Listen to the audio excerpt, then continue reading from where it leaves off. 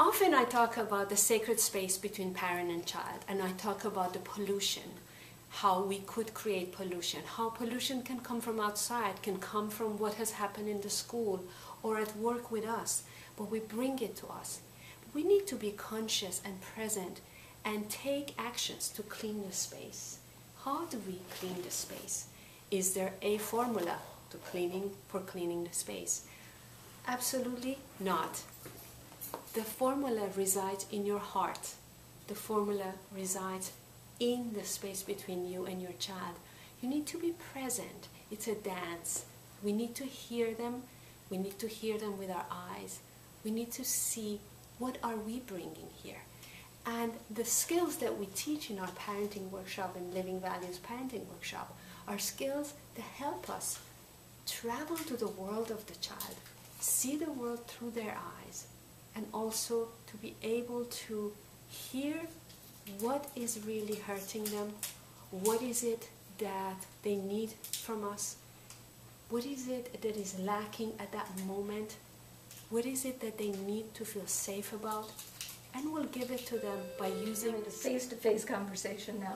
You talk about keeping the space between parents and children clean. Can you share with us a couple of ideas about how parents can do that? Yes, I would be happy to share some ideas how to clean the space between parent and child.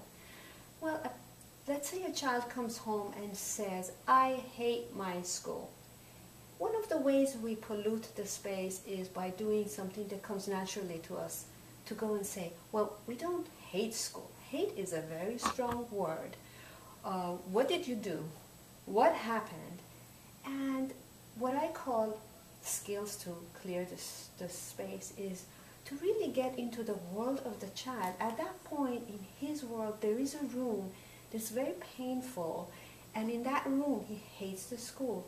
And we allow ourselves, through the safety that we've created, to say, I hear you say that you are very angry at school, or you're sad, or you're scared, or you tell me more.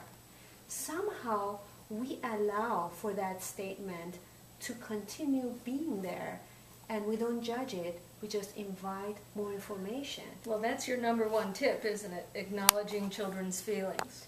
That is the number one tip. Acknowledging children's feelings, acknowledging husband's feelings, acknowledging boss's feelings, the bus driver's feelings. Human beings, as Virginia Satir said, need to be validated, need to be heard. And our culture just doesn't have time to do this understanding and mirroring and validating, and just wants to fix it and go to the next one. Yeah. So parents like to fix things right away. Yes, tell me more about that and how you can sort of reframe that. Yes, parents like to fix things because we love our children, and we cannot watch how they're hurting and how unhappy they are. We want to put a band-aid on it immediately and go to the next item on the list, and almost feeling like it's a shortcut. But there's a saying in a Talmudic teaching where somebody asks a wise man, where is the shortcut? And he says, well, do you want the shortcut, which is really the long cut, or you want the long cut, which is really the shortcut? By not paying attention to this little sentence and really getting behind it, so honey, tell me more, you hate going to school. And he says, yes, I hate going to school because today we were supposed to bring a frog, and the frog that they brought was not the color that I wanted. This frog wasn't green like all the pictures that I've seen. And I thought all frogs are green. And then you just continue having a lovely, delicious conversation about the frog that the teacher brought to school. Rather than getting into your high horse and teaching about values and morality and lack of hatred. And what are we teaching? We're teaching that certain emotions are not allowed. When an emotion is not allowed to be expressed, it gets suffocated and it goes down inside the body somewhere, mixes with shame. And then later on we wonder why our children do not have self-esteem. Parents from feeling guilty, once they start to hear all these things that you're talking about, how do they end up not feeling guilty about being bad parents? That's a wonderful question, because guilt almost comes in with a package, especially for mothers. And guilt is the most destructive emotion to have.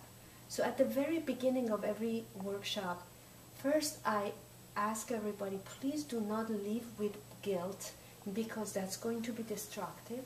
And second, I tell them a few of the mistakes that I have made, and tell them that rather than using these mistakes and beating myself, I use my next motto, besides the being present at the space between parent and child, is that mistakes and conflicts are your friend. These are your teaching tools.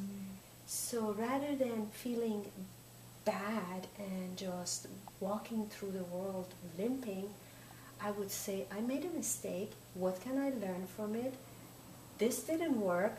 I better not repeat this. And that's what has made me go look for workshops or classes like this or clips like this, because we're open. We look at the world as it is, and we say, I don't like this. I don't want my child to end up one of those. But I don't know what the answer is. And we go looking. And so this is what I say about guilt. Guilt is destructive and is not going to help anybody. So what's the number one tip that you would give to parents, having done lots of workshops for people in many countries over many years? What's the number one tip? The number one tip about guilt, I would say, is first step is we turn it to ourselves. That's what guilt is. But I don't stop there and I say, what can I learn from this? How is this a gift? How is this a gift? And so that would be number one, to say, okay, doesn't feel right. How is that a gift? Number two, very simple. All of us have that. Take a deep breath. Take a deep breath. Because the truth is that when we feel stressed, when we feel under pressure, we stop breathing. Because the part of our brain that takes over is the part of the brain that says, there is danger. This is not good. So you stop breathing and you start reacting. And it's very important at that moment to say, do not panic.